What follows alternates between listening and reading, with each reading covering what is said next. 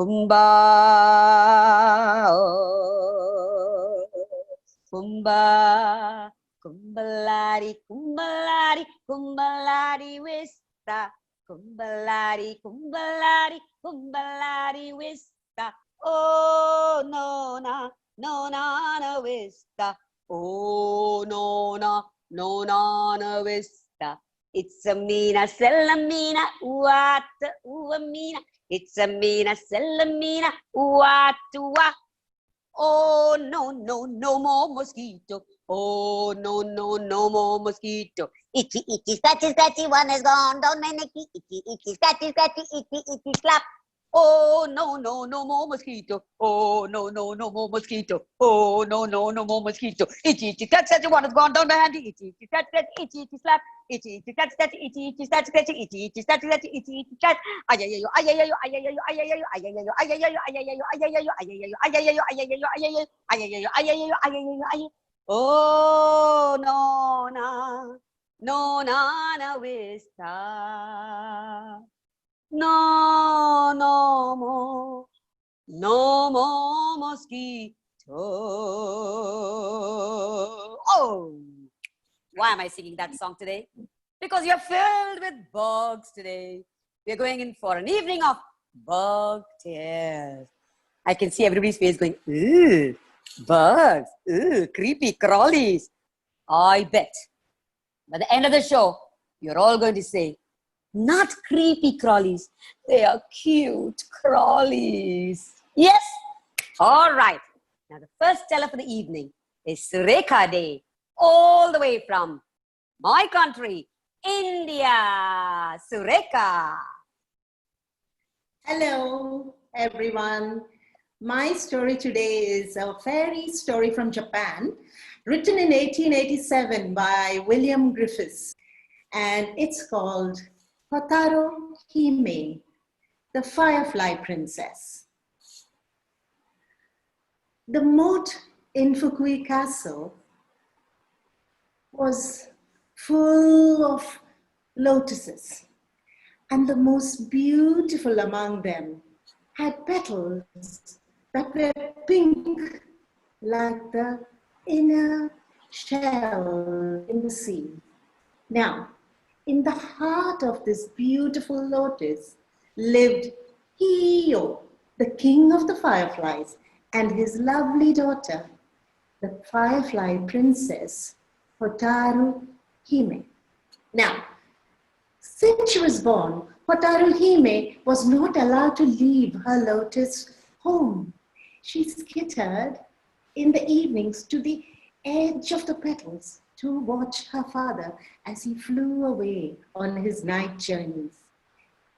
She dutifully waited to be able to fly one day into the night. Soon, something started to warm in her body. And this warmth grew brighter and brighter and more vivid and luminous, till at last it lit the lotus as if there was a light inside a globe of coral.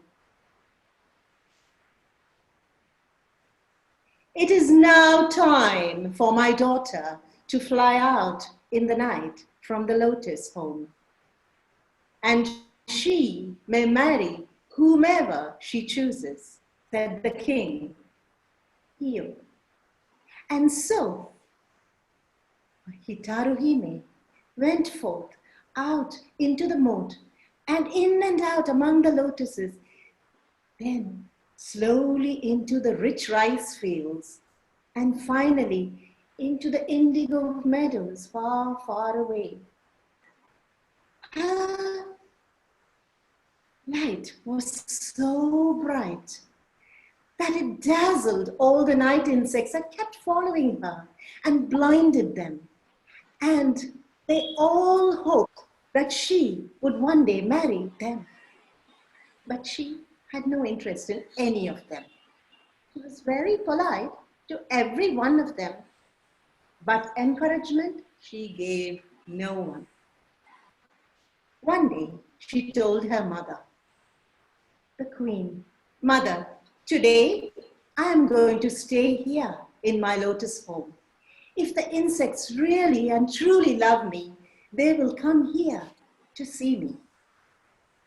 As you wish, my dear, said the queen, and dressed her in her most resplendent of robes and sat her on the throne in the lotus.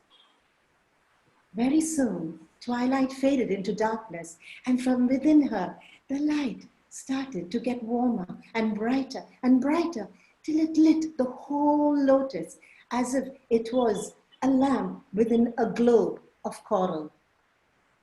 And the insects came, slowly trooping here and there and everywhere. On every petal of the lotus they came, some boldly, others wildly, some boastful, some flattering, and some in tears. The first one in was the green gold beetle. He flew in. I would like to give you my home, my fortune, and my love. But Hotaruhime said, I have a task for all of you who wish to marry me. Bring me fire, and you can have me as your bride. The next to come in was the big, dark, gleaming beetle, his body as black as the soot of the chimneys. He droned his love, but she said the same thing, bring me fire, and you shall have me as your bride. The flamboyant dragonfly came in next, so confident that she would have him as her husband. His beautiful scarlet wings, his colorful body was shimmering in the light of the lotus home. She had the same words for him too. Firmly, yet mildly, she told him, bring me fire, and you can have me as your bride. To every insect that came, she had the same thing to tell. Bring me fire, and you can have me as your bride. Every insect thought that the secret was only with him, and they flew all over the place looking for that fire that will secure them the heart of Princess Hotaruhime. They flew to the fires of the temples, to the fires of great feasts being made, to the fires of joss sticks where they burnt their noses and got smoked because, alas, all the insects, none of them were ever going to find the fire that could win them the princess. They were doomed before they even started, doomed to die the most horrible deaths. The green gold beetle flew into a house where through the window he could see a flickering fire. So full of passion was he that he cared not of metal or wood, and he dashed his head against a nail and was dead and fell to the ground. The black gleaming beetle saw a student with an earthen plate full of oil studying. He knew nothing of oil, so he crawled and crawled into the hot oil and within seconds was drowned in it. Nandaro, said the thrifty woman with a needle and thread, for in her lamp she heard a crackle, and then the chimney smoke got black. She pulled her finger and picked up. It was the wings of the dragonfly that had been scorched off, and in the other piece was the body. Alas, doomed all the suitors of Hotaruhime, the firefly princess. During the day, when the priests cleaned their lamps and the maids changed the wicks, they found the dead bodies of insects mangled and scorched, and they all shook their heads and said, "Oh, The firefly princess must have had lots of suitors today. Alas, alas, poor suitors. There was mourning all over the countryside, and funerals being held everywhere. And the news of the insect deaths went far and wide, till on the other side of the moat, where the white lilies grew, there lived in one of them the prince of the north, Prince Maro. He heard of all the funerals of the insects, so he asked his servants, "What is going on? Why are there so many funerals?"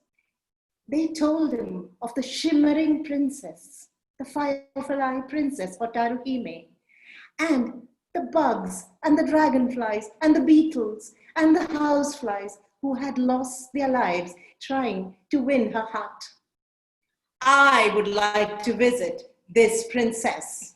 Her light cannot be brighter than mine," said the prince. So he took his army of fireflies, and in the darkness they flew, thousands of them, and lit the sky like a million stars, he leading them proudly, till at last they reached the lotus home, and the lotus were completely engulfed with the bronze light of Prince Maro.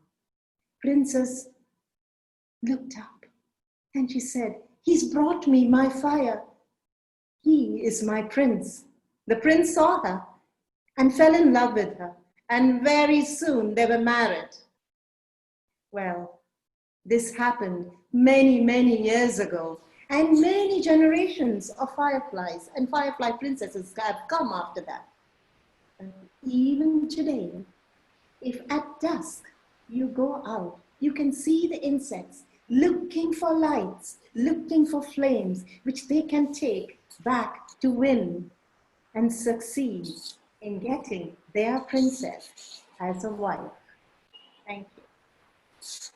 Yay! Thank you so much. That was so nice. That reminds me of something. I was working in a university, at the Rajpat University in Surin, and my friend Jonkin said, "We're going out for dinner," and she said that the restaurant is in the middle of the sea. I said, "Middle of the sea?" She said, "Yeah, you've got to go a little further away." But she didn't tell me something. I said, "All right." It's slowly getting dark, and I said, "It's getting dark, and you're going to go into the middle of the sea to, to have dinner?" I'm kind of getting scared. But you want to believe the marvel that I saw. As we traveled slowly in the boat that was rowed slowly, as we went, little lights on either side of the river. Blink, blink, blink, blink, blink, blink, blink, blink. Thousands of fireflies. In minutes, I felt as if I was flying in the sky above with all the stars around me. Wow, it is such a marvel, and I can never forget that sight. Even when I think of it, it is so lovely. And I think more than the dinner, I enjoyed this even better. And I remember this to this day, because I thought that they're so tiny, but still, there's so much light in them and so much joy they gave. Plus, it was a suspense for me because they never told me about the fireflies. I was afraid, full of fear in my heart. And suddenly I see these tiding, tiding, tiding, tiding, tiding, tiding, tiding, following me everywhere. Oh, what a sight. I'm so lucky to have seen this. And thanks, Firefly, for making this earth beautiful at night. Thank you so much. All right. Now our second storyteller is Durga Devi Paranisamy, known as Dee. Dee from Australia. And now she's going to surprise us with her story. Come on, Dee. Here you go. Hi, everyone. So this is my story.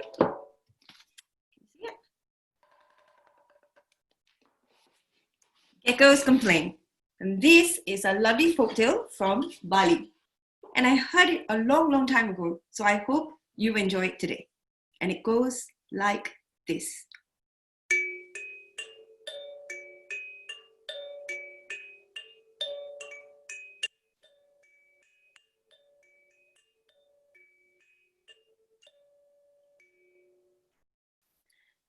It was nighttime, and Gecko was fast asleep, but something was keeping him up. Well, he looked out. It was the fireflies. The fireflies, and they were going on and off, on and off, on and off. and he couldn't sleep. So he climbed down the tree and he went to see the chief of the forest where he was. And it was the lion, and the lion was fast asleep.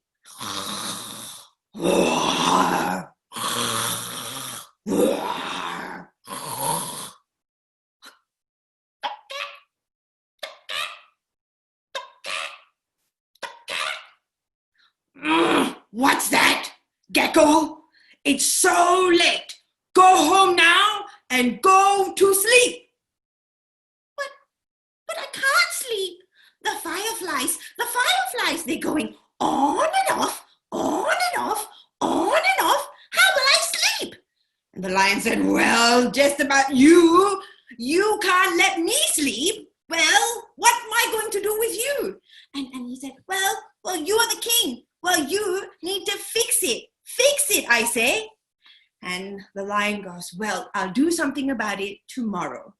And so the next day, the lion goes up to the fireflies and he says, fireflies, have you been going on and off, on and off, on and off, and Gecko can't sleep? What's going on here? And they go, yes, yes, we've been going on and off, on and off, on and off. And we've been doing that because you know what? There are all these down on the floor. Buffalo keeps on pooping everywhere. And it's so dirty. What if somebody steps on it? So that's right, we're going on and off, on and off, on and off. Because we don't want anybody to get dirty. The lion thought about it. He went, you're right. Well, you've been very thoughtful. Thank you very much. And so he went off. And that night, he was fast asleep again. He was going,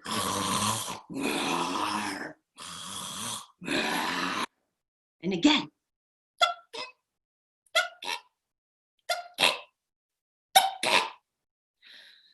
Gecko? Again?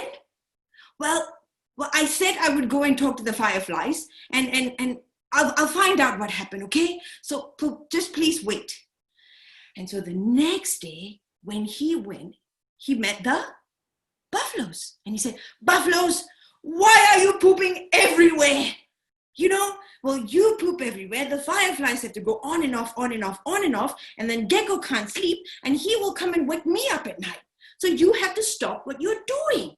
But the buffalo says, well, there are big holes in the ground and rain always washes away the water. I am making sure that nobody falls into the hole. The lion said, well, you're being really thoughtful. So thank you. And I'll see what I can do about it. And he goes off. And then it's nighttime again. And he's fast asleep. He goes,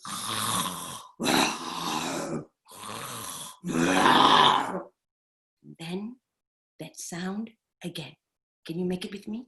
You go, toke, toke, toke.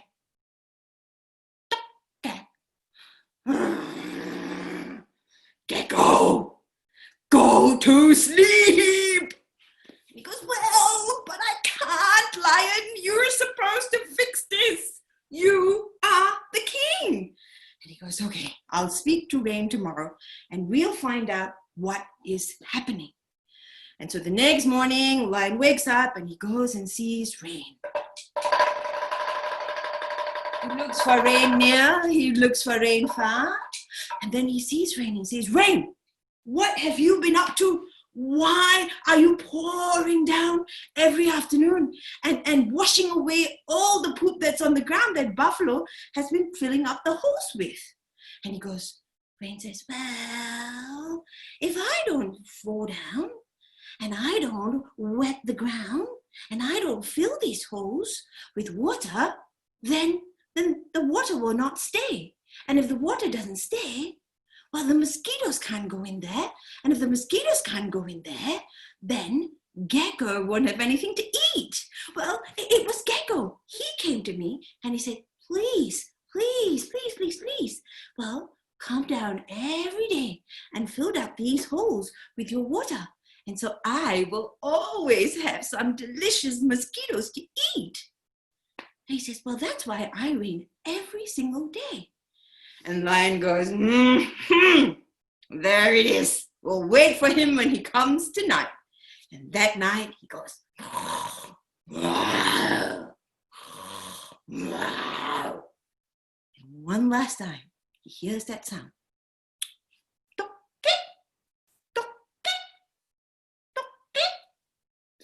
He says, Gecko, it's late, but before you go home and sleep, listen to this. Well, I went to see Rain, and this is what he said. He said, you have asked him to pour down so that he fills up all these holes with water, because then there'll be mosquitoes for you to eat. He goes, well, what do you think about it? Would you like to have your mosquitoes, or would you like to go to sleep? And Gecko thought about it. He went, okay. And you know what he did? He climbed all the way back home. He climbed up his tree. He climbed up on his favorite branch. He closed his eyes and he went to sleep.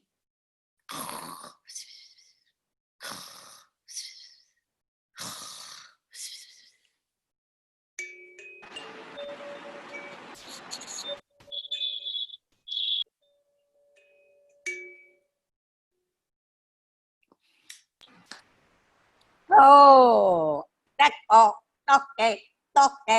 Lovely, lovely, lovely. You know, but it reminds me of something from my tradition at home. And when we say something, suddenly from the gecko on the wall, we say, and immediately we'll say, hey, it's the truth, it's the truth, it's the truth. But it's okay when it's the truth. Sometimes when you're trying to hide something, you're trying to lie, that wretched gecko will go, you're in trouble, serious trouble. That's what always happens. So we'll pray that when we're saying some lies, we don't want the gecko to go. But he never wanted to listen. He always got us into trouble. Well, that's another story. Now we have our next storyteller. Richard, you're on. Richard kept asking me before we started, tell me when I need to go. And poor guy, still in a surprise, he has to go now. Thanks, Richard. It's okay. Not a problem. Yeah. We look up at big animals, and especially the strange ones. Elephants. Elephants are very strange, but they're beautiful and magnificent. We look up at the sky and see the magnificent large birds, the majestic eagle, for example. And we forget to look down sometimes. That's where the bugs are. That's where the little people are. And they are so useful. For example, this is not my story, but just for example, in Galicia, there is a belief that when people die, they are taken up on the rainbow to the moon, and they return, their spirits return to the earth in the form of bees. And that is why in Galicia, there is a proverb, 100 years of misery to anyone who kills a bee. Oh. Now, when you look down, you see possibly, I've never seen one, but you possibly see a very small and very useful animal. When someone is in serious trouble, we say he's in deep doo-doo. We would all be in waist-deep doo-doo if it were not for the dung beetle. Now, I had never heard of dung beetles until I came across this story, which is over 2,000 years old. It's an Aesop story, and it was mentioned in a play by Aristophanes in 420 BC, this play called Peace. So it was a very well-known story, and I would like to make it a little bit better known. An eagle was chasing a hare, and the hare was desperate for help. He saw a dung beetle, and he said to the dung beetle, please help me. Now, the little dung beetle, which is about this big, stood up in front of the eagle and said, this hare is under my protection, and I command you in the name of Zeus, who is your patron, to leave the hare alone. the eagle ignored the dung beetle, and he caught the hare and killed it and ate it. Now the dung beetle was very upset about this. Not only had the eagle violated his protection of the hare, but he had also committed an offense against Zeus, the king of the gods, because he was the patron of the eagle, and the dung beetle had asked the eagle to leave alone the hare in the name of his patron, Zeus. But the dung beetle, I think more than anything, had his honor besmirched. He was insulted by what the eagle had done, and he decided to have revenge. So the next time the breeding season came along for the eagle, the dung beetle went up to the nest and threw the eagle's eggs onto the ground and broke them. The eagle came to Zeus and complained, and Zeus said, well, I see the problem, but next time you lay some eggs, lay them here in my lap, and I'll protect them. They'll be safe. So the eagle laid her eggs in the lap of Zeus. The dung beetle saw this, and he took a big ball of dung. Now, this is the unbelievable part of the story, but it's true, and you can see it on the internet. This is how the dung beetle operates. When somebody drops a pile of dung, the dung beetle goes to it. Hola, 1, 2, 3, 1, 2, 3, sola, hablando. The dung beetle goes to the pile of dung and makes a ball, and he rolls the ball back to his home underground. And he rolls it with his hind feet, by pushing it with his hind feet, while he walks backwards on his front feet. Look at the internet and you see that is absolutely true. That is the way it happens. So the dung beetle got a big ball of dung, and he flew up above the head of Zeus, and he dropped it in Zeus's lap. And Zeus jumped up to get rid of the dung, and of course the eggs fell on the ground and were broken. Zeus was very angry with the beetle now, and he called him, and he said, what's this all about? The beetle explained that the eagle had not only violated his protection of the hare, but he had also defied his invocation of Zeus himself. Oh.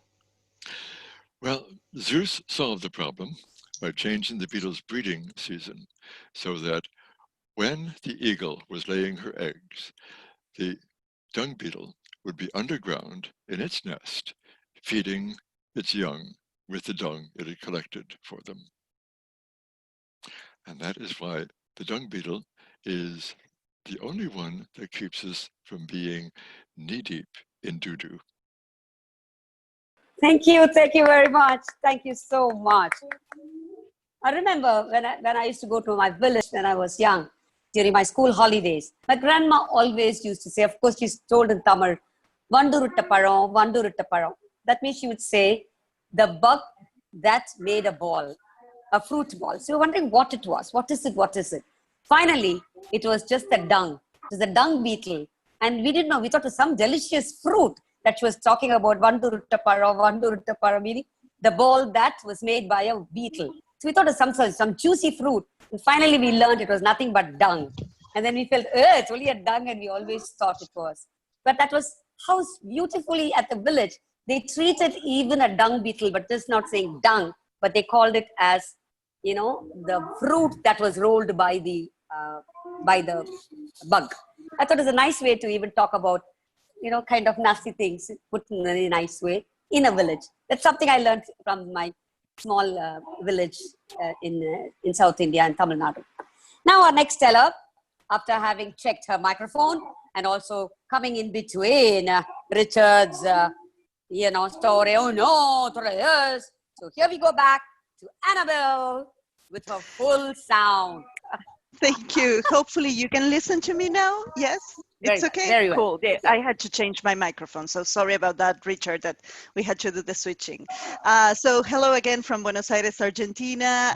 My name is Anabelle Castaño, and I'm going to bring you a story that is very traditional in the north of the country. We have a huge country with different landscapes, and in the north, they always tell this story about a war that happened a long, long time ago in between animals. So the only thing that I'm going to ask you is, we usually have different little animals being the main character. So I'm going to let you choose in between the armadillo, the kinky, we call it in Spanish the quirquincho, and it's something like this that you can see here. And either you have this as main character, the quirquincho, or you have a cricket, or you have a toad. So you choose. You can raise your hands from the video and I'll see what you choose and we'll see. Okay, so who chooses the quirquincho, the armadillo, the first one? I have several people here. Who chooses the toad? No one there. Okay, so who chooses the cricket? Okay, I think most hands raised for the quirquincho. I think that's the winner. So we'll have the quirquincho, which is a very traditional small animal that when it gets scared, it becomes a ball. And it's very popular in the north, and you might see him walking in between the grass. And the thing is that walking in between the grass, no one might see him because he's very small. And suddenly the tiger, and I'm going to make a parenthesis here because in the northwest of Argentina, people call tiger to jaguars. So we have a big spotty felines, and we're not speaking of the stripy Asian tiger, but you can choose whichever you want to imagine. The thing is that tiger didn't see Quirquincho when he was walking by and he stepped on him. And well, you can imagine a huge, ferocious animal and suddenly someone saying, "Hey, watch out what you're doing, you're stepping on me." And they started discussing and the discussion grew and it grew and it grew until it became a challenge. Who was right? The big animal because he had claws and teeth and he was ferocious, or the tiny animal who was right? Well, in this case, the discussion led to a challenge of war.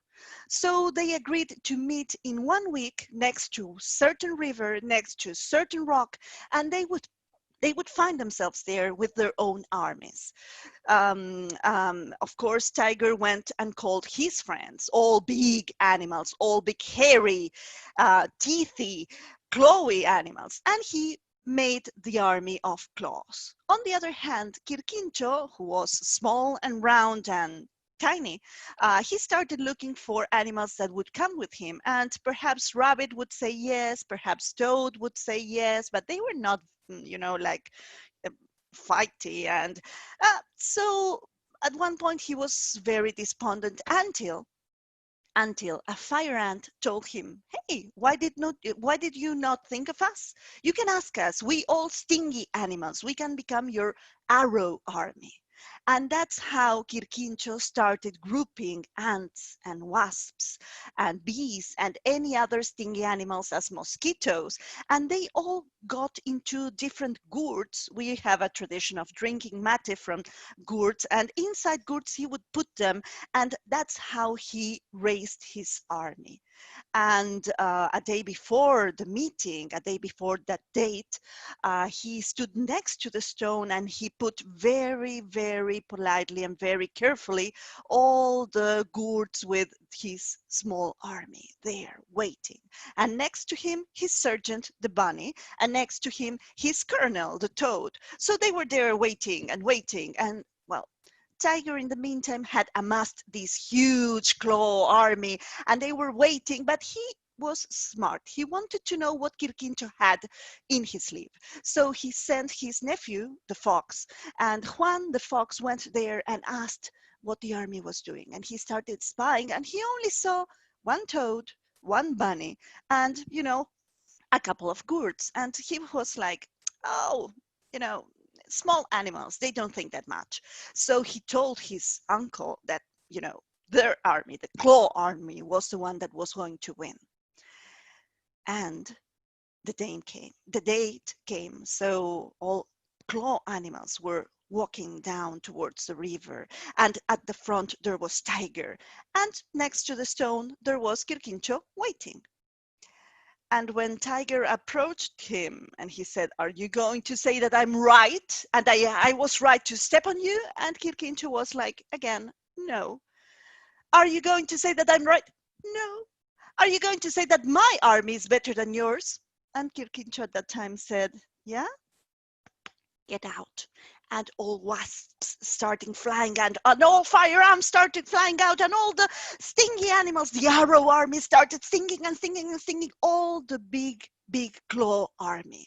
And they did not sting them on where the fur was. They stung them on the nose, in between the eyes, inside the ears, and especially behind the tail, under the tail. Oh, that hurts. So, well, you can imagine them, all big animals rolling and screaming and asking for help. And eventually, Fox was the only one that had the good idea.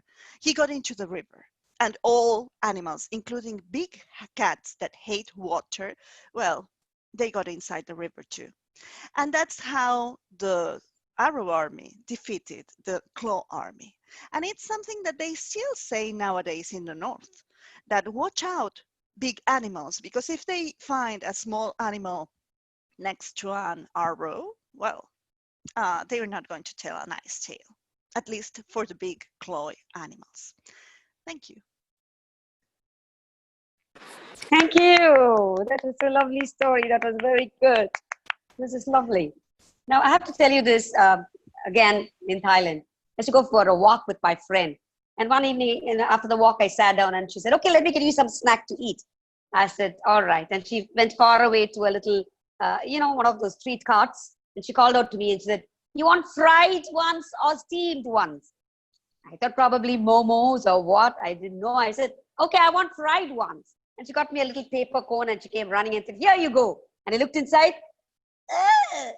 full of bugs, different colors, big, small, everything fried. I said, "What's this?" She said, "You asked for fried." But I said, "I didn't know they were bugs."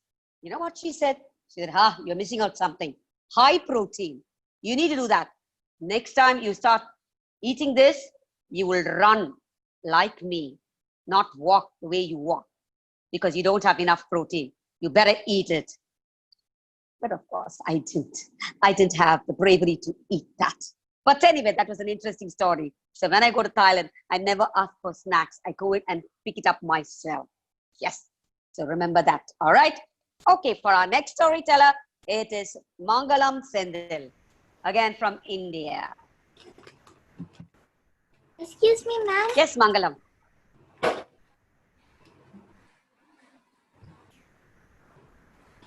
Yes, Mangalam, you can go on. Yes.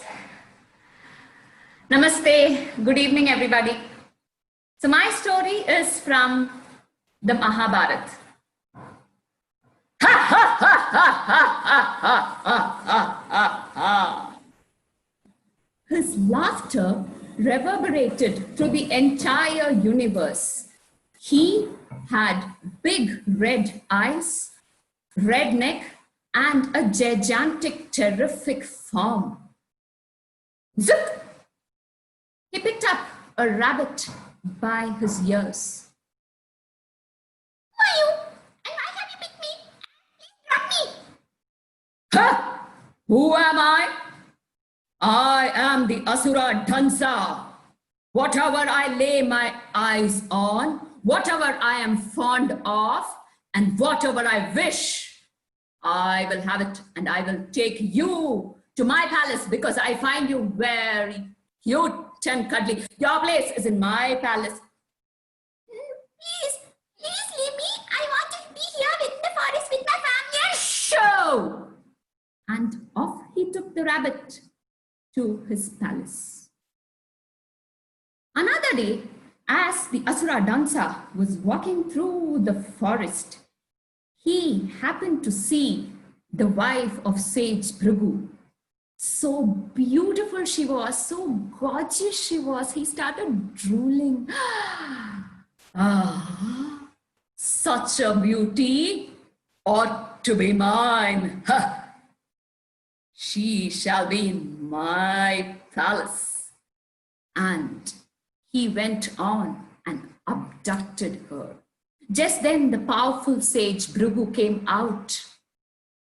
He looked at Dansa with angry eyes and he said, Asura Dansa, you who think you are bigger and greater than everyone and everything in this world, may you be reduced to a worm right now. You will survive on urine, phlegm, blood and flesh alone. You will now be on the ground level or underground level. Dansa was shocked. He said, oh, Sage, please, please, please, don't. Even before he could finish his sentence, he was reduced to an ugly looking worm. Sage Bhrigu continued, and you shall live this life of a worm till the great sage Parashuram sees you. Only when he sees you, you will be relieved of this curse. Till then, stay this wormly life. Now, the great Asura Dansa was reduced to a mere worm, Alarka. He was big, fat, ugly. He had sharp teeth, 8 feet, and all over his body, he had needle-like bristles. He was disgusting to see. And then he crawled and crawled and walked and walked and crawled and crawled and roamed all around the world, searching for the sage Parashurama for many thousands of years. And at last, he reached near Parashuram's ashram. Yes, I will be relieved of my curse soon, he thought. And so, one afternoon, Parashuram was having his afternoon nap with his head on the lap of his favorite student, Karna. Alarka walked. Uh-oh, the sage cannot see me. His face is turned the other side. Now to walk all the way around Parashurama and then go and stand in front of him. That will take time. And what if Parashurama gets up and goes? Then again, I'll have to wait for how long even, I don't know. So I will go across Karna and stand in front of Parshuram so that he can see me. So Alarka walked and crawled and reached near Karna. Karna shooed away the disgusting looking fat worm. But Karna realized if he shooed or moved his body even a little bit, his master's sleep was getting distracted. So he decided to just sit still. So Karna sat still and Alarka crawled, walked and got onto his lap. Even as Karna looked at Alarka, the worm, hoping it would just go away, Alarka buried his sharp teeth into Karna's thigh.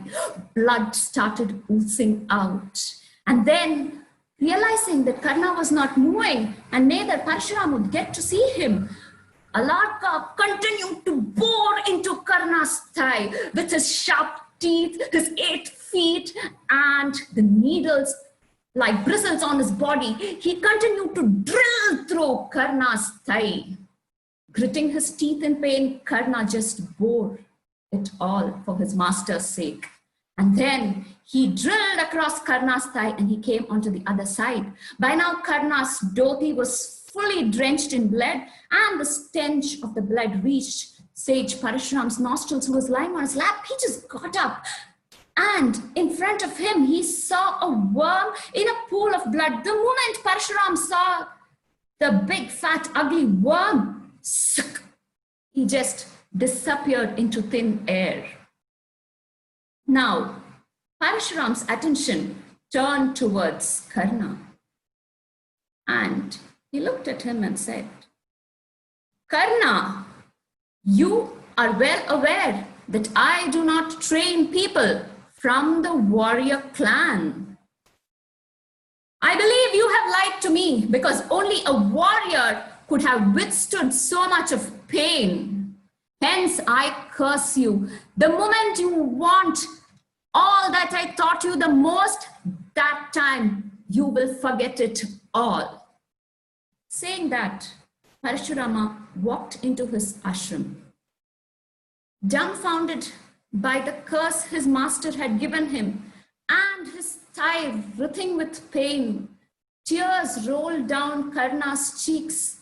Thinking of the catastrophe Alarka the worm had cost him his life in a matter of just few minutes. He was speechless and motionless. Thank you very much. Oh, that was so painful. Oh. Now talking about the worm with all those spikes, I think they are the moth caterpillars.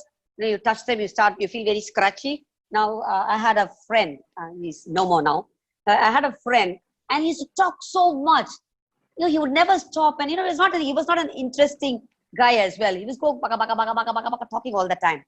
But it was very funny. You just have to tell that name, Kamblipuchi, meaning the moth caterpillar's name in Tamil, and he'll go start scratching all over. And he'll get, he starts getting real rashes. So that's the only way to stop him from talking. So when she was talking about these spiky little caterpillars, I was just reminded of him. So I just thought I should share that, seriously, for some reason, bugs have played so many stories in my life. Probably that's why I'm also bugging you now. Okay, not anymore. Now we move on to the next storyteller from Turkey, Surekha Dey. Hello. It's a big surprise for me that Richard and me, you chose the same bug. Her name is dung-beetle. Once upon a time, there was a dung-beetle, and she was the best of all her job. She was rolling the dungs. The best dung. So the earth and all the animals and the plants were very thankful to him, that they always told to her that we really appreciate your behavior and your effort, that you are feeding us very well. After some days, after some ways and weeks and years, one morning she woke up with a different feeling. A different feeling that I mean that a superiority complex. The dung-beetle felt that she was the best girl and she was the most talented woman in the world. And she took some plums and cherries and made up to her face, to her lips, and put her nutshell shoes on her feet and landed on her ship from walnut shell and started to walk and sing and dance, because it was time to stop rolling the dungs and to find a gentleman to marry. She was singing a Turkish song while she was dancing. Tin, tin, tinemine hanım, tin, tin, tinemine hanım, seni seviyor canım, seni seviyor canım. Then she heard a noise while she was singing and dancing. Wow! Meow! Who is that? Yes, it's a very handsome cat. He asked her, "Hey, where are you going, dung-beetle?" She cried, "No, you cannot call me as dung-beetle. I'm not a dung-beetle, so I'm sorry. How should I call you, madam?" "You should call me as little black shiny red chica beautiful lady." "Oh, okay, little black shiny red chica beautiful lady. Where are you going?" "I'm going to find a gentleman to marry." Okay. Will you marry with me?" "Oh no, you have a very long tail. You can kick me with your tail. I don't like you." Okay, anyway, goodbye." And she went on her way and started to sing and dance again. Tin, tin, tinemine hanım, tin, tin, tin, tin, tinemine hanım, seni seviyor canım, seni seviyor canım. Then she heard something that a creature was coming between the grasses. Yes, it was a green and very cute hedgehog. Hey, hey, where are you going, dung-beetle? Oh, no, I'm not a dung-beetle. You cannot call me as dung-beetle. What should I call you? How should I call you? You should call me as little, shiny, black, beautiful, red cheeky lady. Oh, okay, little black, shiny, red cheeky, beautiful lady. Where are you going? I'm going to find a gentleman to marry who deserves me because I am too beautiful and talented in the world. I am making the best dungs in the world. Will you marry with me? No, you have so many quills on you. It really hurts me when I want to hug you. Okay, goodbye. Then she started to sing again. You can sing if you want. Tin, tin, Tinemine hanım, tin, tin, Tinemine hanım, seni seviyor canım, seni seviyor canım. And she heard a noise. Yes, this is the Mr. Mouse. Hey, dung-beetle, where are you going? You're calling me as dung-beetle? Oh, come on, I'm not a dung-beetle. You should call me different. Tell me, please. I'm really hungry to learn new information. Okay, you can call me as little black shiny, red cheeky beautiful lady. Oh, okay, little black shiny, red cheeky beautiful lady. Where are you going? I'm going to find a gentleman who deserves me to marry. Will you marry with me? Why? Because I love you from my heart. And I will find very nice food and share it with you. I can feed you. And as I heard, the Sultan's son got married soon, and they will give a feast. I can take so many dolma, baklava, and pilav. They are the best Turkish foods in the world. I can bring them to you. Okay, let's marry.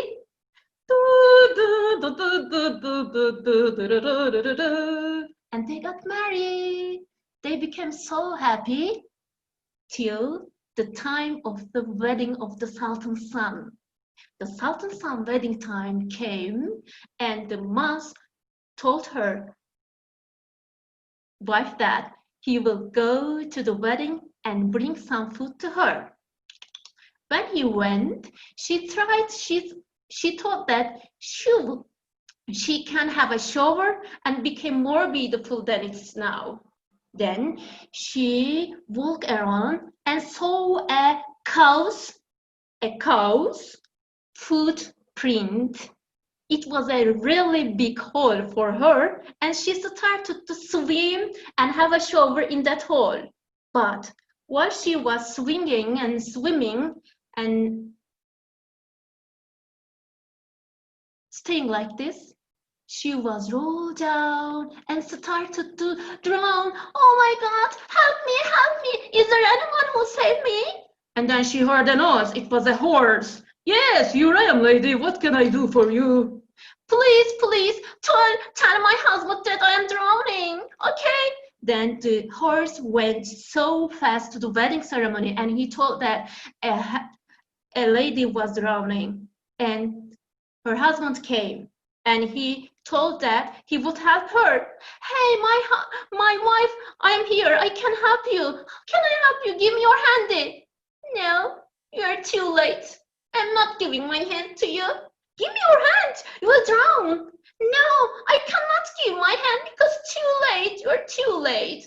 I'm cross to you. I'm cross to you. You're too late. Give me your hand. No, you're too late. Give me your hand. No, you're too late. Give me your hand. My black little shiny red cheeky beautiful lady. Give me your hand. No. Really? You're not giving my hand? So I'm leaving you forever. Yes, she saved herself by her own and turned her life back. And she has doing her best dance since then. This is the end of the story. We say in Turkish fazla naz aşık usandırır. If you behave too coyly like this, you will lose your blood ones. Be careful. Thank you for Thank you listening. very much. Thank you very much. La la la la la la la la la la la la la la la. Oh, yeah, that's going to stay with me forever. What a lovely song. Now, one more little anecdote. You know, I was a preschool teacher, and we had these creepy-crawlies, you know, these millipedes when it rains. They'll all be marching. And for some reason, these kids, who were 2.5 years old, would stamp them. And then they'll take it on a stick, and they will go on a procession, you know, mumbling something, da, da, da, da, da. They'll sing, and they'll dig a hole, bury it, and put flowers on top. So it's very interesting, this watch, because every time they killed it, they gave it a burial. Now, this was very interesting. And I did, we wrote a book with the Swedish writers and illustrators. It was a collaboration by Tulika Publishers and the Swedish counterpart.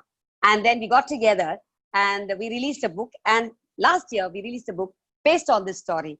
It was called The Worm, where a group of children, you know, they take a worm and they bury it, but they don't know what the worm is. So they keep telling, wonder what's going to happen tomorrow. Maybe it will turn into a skeleton. Some say, no, after some time become a fossil. All kinds of things they're discussing, but they don't realize it's just an earthworm who's digging a hole and walking away. And that was our book we wrote. So from real life, we really made it into a book, and it has received a lot of what shall I say, good reviews. So that's another thing that worms have had in my life. Now for our next storyteller is Manuel from Thailand. Hello, Yes, everyone. Hello. Hello.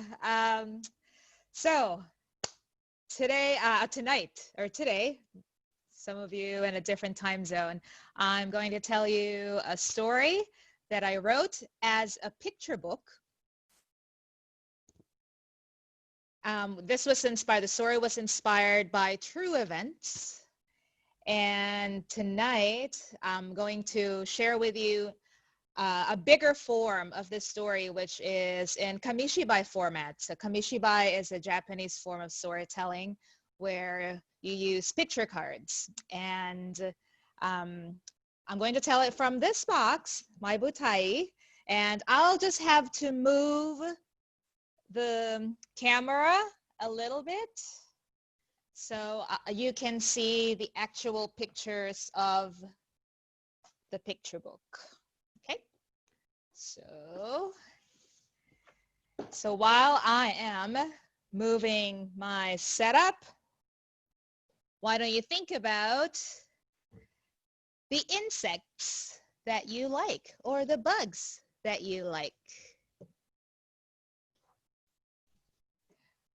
I cannot choose among a praying mantis, a bee, or a ladybug. Maybe I like them all. Well, let's find out what Leo's favorite bug is.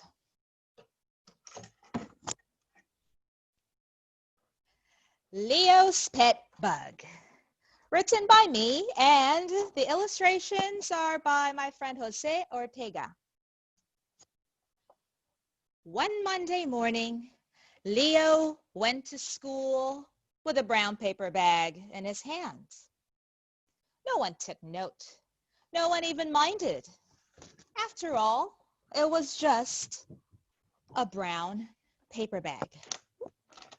But what they didn't see was the big smile on Leo's face, a giddy tremble, and a tight grip around the bag.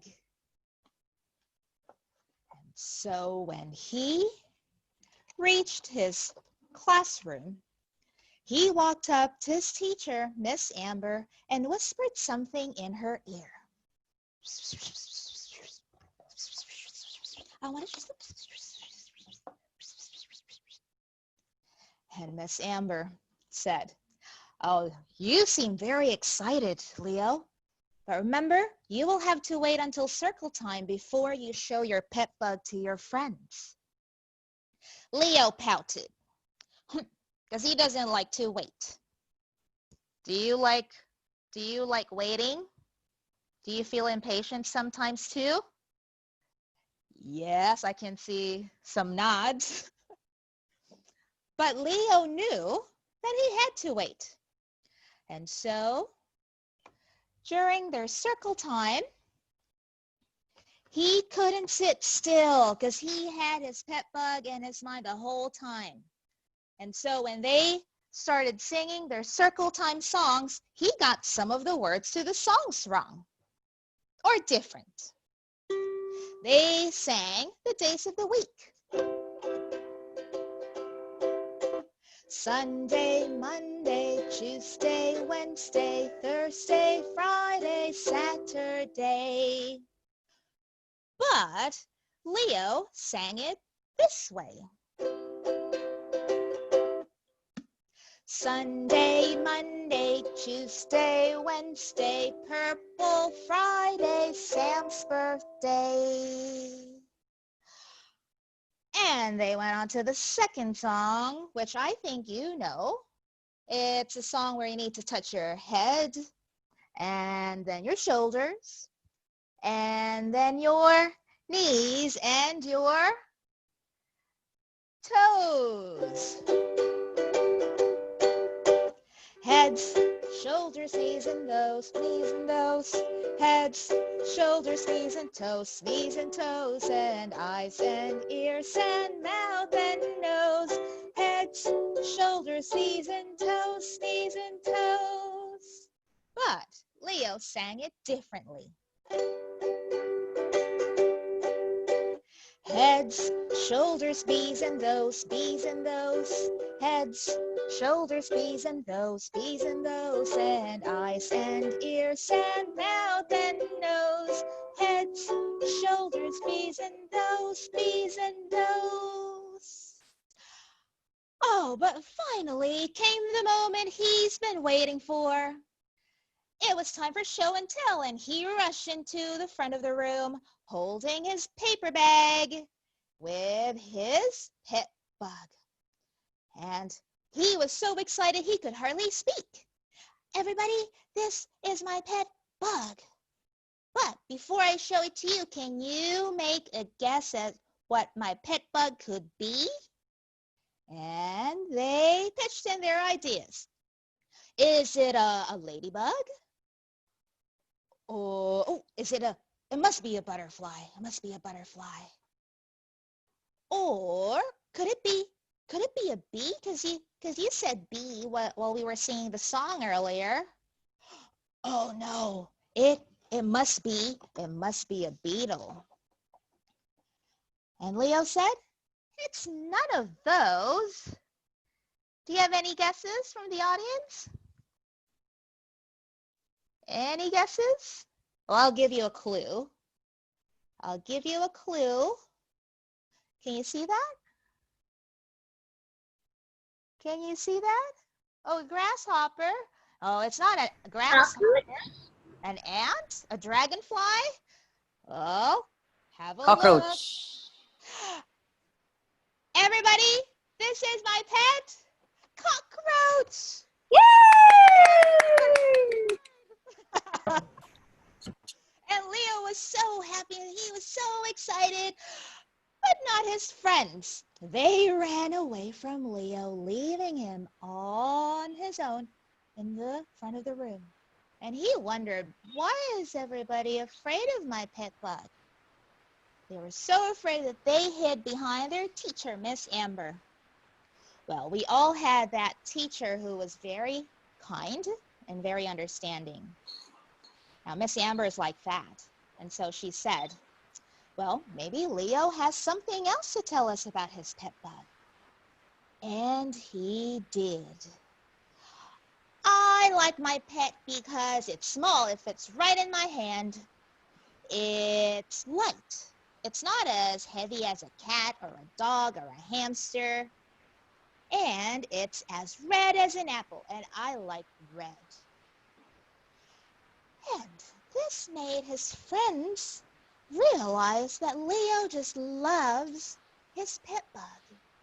And so they wanted to know even more.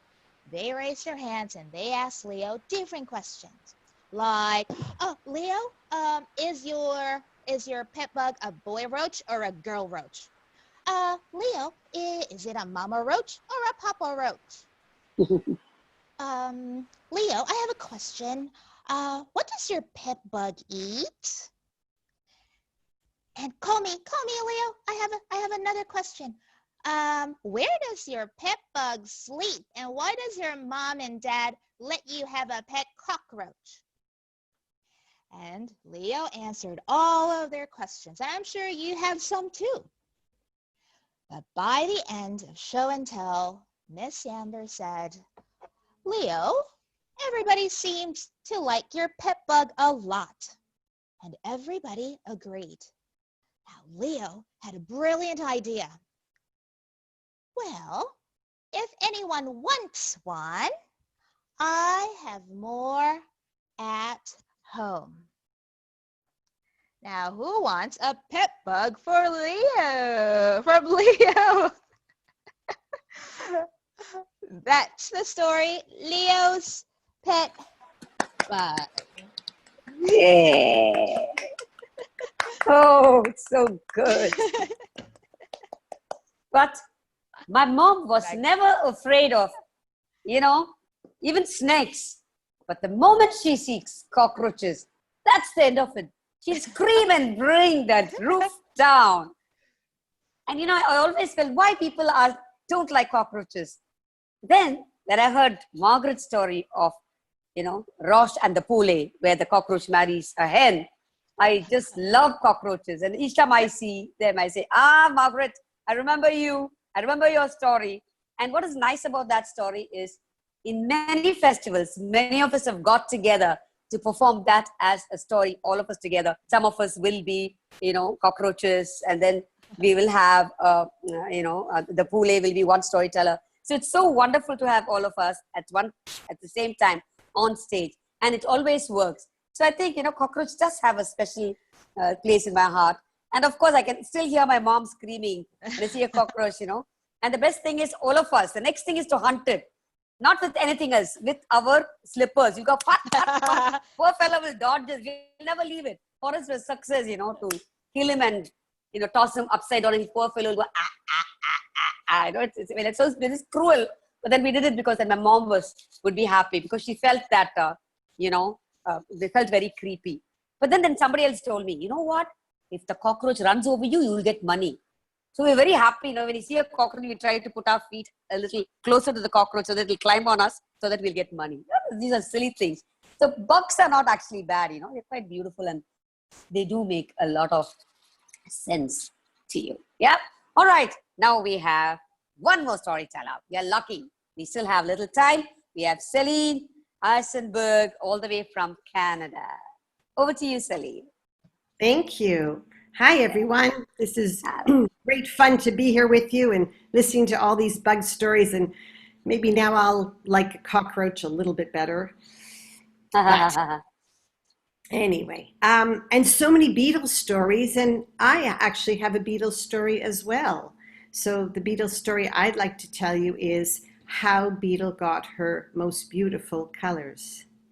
And it goes like this. Long ago, Beetle was plain. She was ordinary. Beetle was the color of the earth. Now, Beetle didn't mind. In fact, she really enjoyed walking along the path, and she had to be careful because she was so much like the color of the path.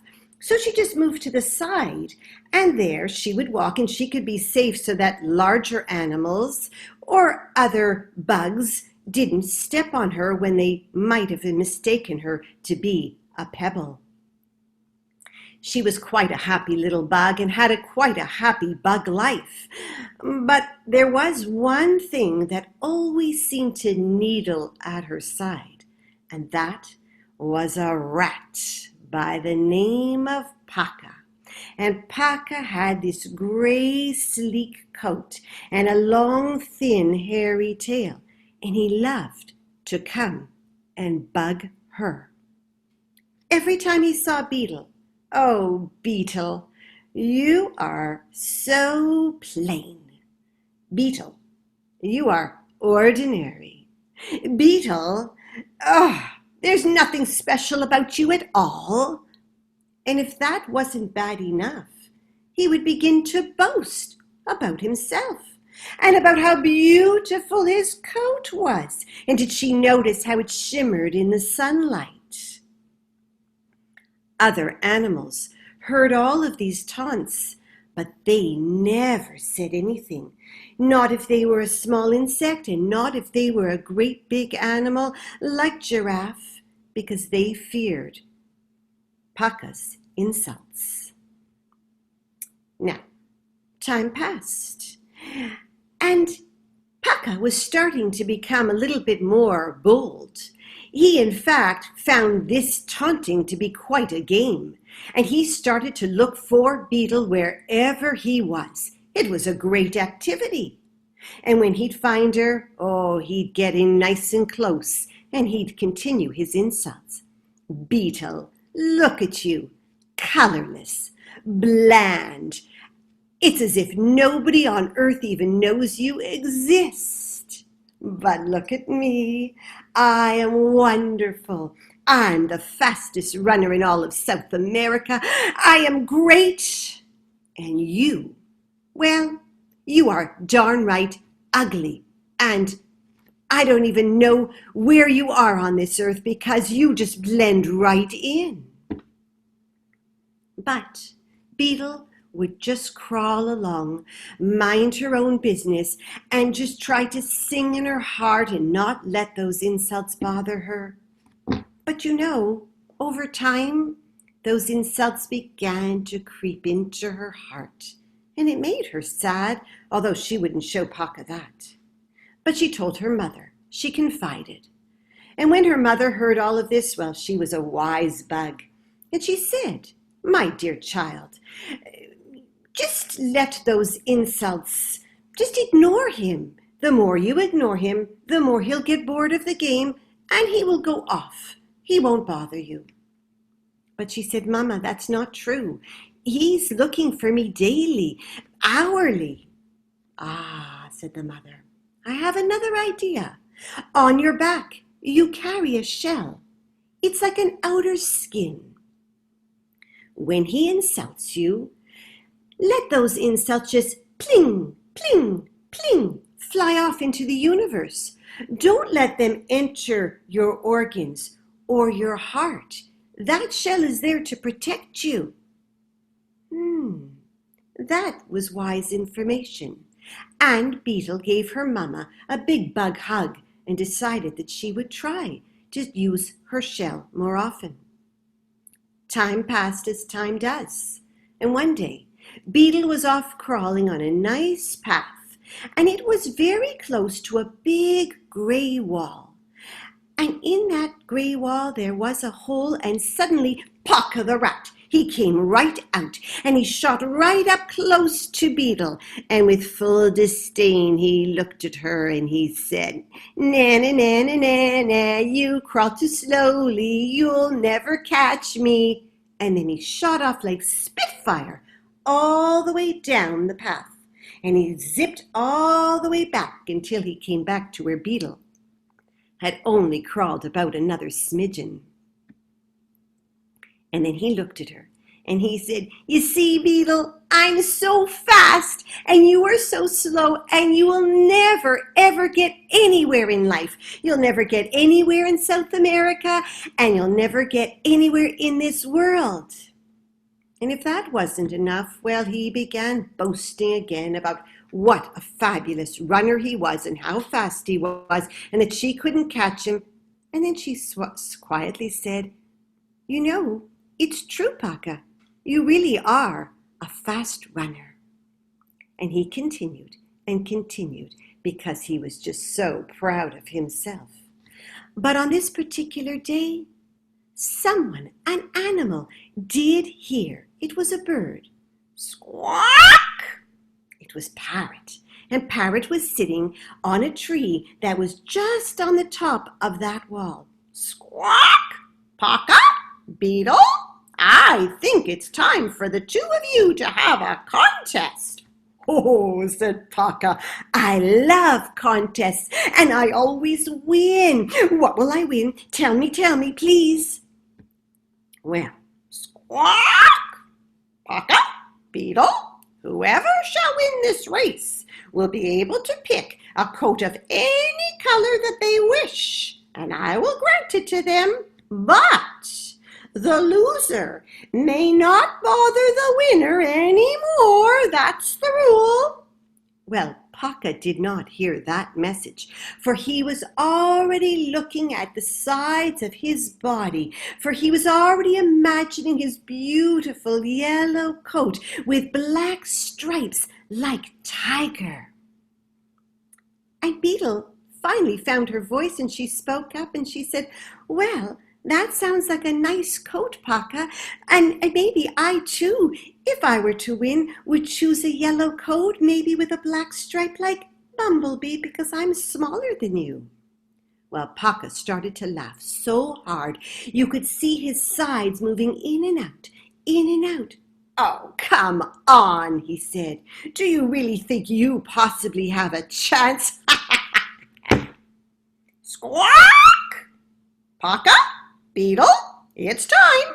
Line up at the starter's mark. And both Paka and Beetle moved into place. Squawk! Now this is what you're going to do. You're going to run all the way down the path. And when you get to the end, there's a cliff. You'll climb all the way up the path. And you will stop at the top, because that's where the mango tree is. And I'll be waiting to see who wins. On your marks, get set, squawk! And off ran Paka as fast as his 4 legs could take him, with his tail moving very aerodynamically behind him, with kicking up a big cloud of dust. And by the time he got to the cliff, he looked over his shoulder and he could see nothing, so he was sure that he had left Beetle right in that space where she was just crawling in his dust. But by the time he got up that cliff and stopped in front of the mango tree and looked up to see Parrot, it was as if he was in a dream, perhaps a nightmare. Ah, Beetle, hey, how did you get there so fast? Beetle was sitting on a branch below the parrot. I flew. You what? I flew here. What do you mean? Oh, I see, you cheated. You climbed onto the wing of Parrot, and that's how you got there. No, Paka, I flew by myself. And she quietly lifted up her shell and revealed 2 very beautiful wings. Under each side they were white and they were lacy. And then she quickly put down her shell, for she did not want to be boastful at all. That was impolite. Oh, you never told me you had wings. Well, Paka, you never asked me. You've never asked me anything about myself. Oh, Paka knew he had been beaten. He took his tail between his legs and he slunk off very quickly and found himself an old dried-out log where he could lick his wounds. Squawk! Beetle, you won fair and square. What color coat would you like? In that moment, Beetle looked up in the mango tree to where Parrot was sitting, and she could see the most beautiful different shades of green on all of the leaves, and she said, could I have a coat of many colors of green? And as Parrot was answering, once again, Beetle noticed a beautiful strand of sunlight shimmering through all of the leaves. Oh, Parrot, it would be so nice if you could add a strand of golden thread too. Squawk! It shall be done. You shall have that very coat. And that is how Beetle got her coat of many beautiful colors. And even today, when people are in South America, Sometimes they see what looks like a little gemstone on a table, on a railing, on the ground. But they aren't fooled for long, for it is Beetle. And as for Paka, well, he remains with his grey coat, but he has learned that it is unkind to be a bully. And all God's creatures are important. Yay! Whoa! Thank you so much. And here goes Paka. You know, I had this just in case the storytellers went overboard, they over time. And I thought I'd make this guy move around saying that I'm going to eat you up, I'm going to eat you up. But it never happened. I never had to use it. But it came in handy because Paka was there in the last story. Thank you very much. Wow, it's been such a wonderful evening. And as I told you, now we don't feel as creepy crawlies, we feel they are very cute crawlies, right? They're amazing, so beautiful. They might be tiny, but they are so good. Thank you very much for being here. Thank you, storytellers, for the wonderful stories. It's been lovely. And ever since it started, I've been like this, smiling all the way. And it brought back so many of my childhood memories of dealing with bugs and insects. And of course, sometimes I've been bitten as well, but still, it's so beautiful. Thank you for the wonderful evening. Thank you very much. Thank you all. Thank you all. Thank you very much. Thanks for the lovely evening. Thank you. Thank you. Thank you. It was great. It was great. Wonderful. Yeah, bugs everywhere. Lovely. Thank you.